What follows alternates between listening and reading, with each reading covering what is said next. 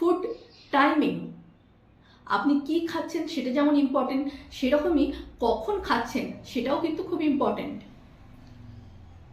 যেমন কিছু মিস্টেক, যেমন লেট নাইট ইটিং, অনেক রাতে আমরা ডিনার করছি, কিছুক্ষণ অন্তর অন্তরই খেতে থাকছি, সে খিদে পাক আর নাই পাক।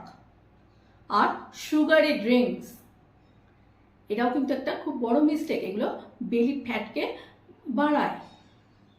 তাহলে কারেক্ট স্ট্র্যাটেজি কি হবে?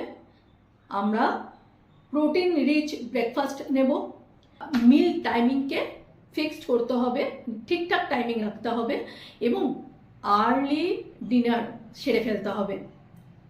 মানে যদি 6টা 7টা সন্ধ্যের মধ্যে সম্ভব হয় সেটা তো খুবই ভালো, আর যদি সেটা না হয় অবশ্যই চেষ্টা করব যে রাত 9টার মধ্যে খেয়ে নিয়ে 10টার মধ্যে আমরা ঘুমিয়ে পড়ব। কারণ late night eating means belly fat storage, এটা মনে রাখতে হবে। Follow for more, full video link in description.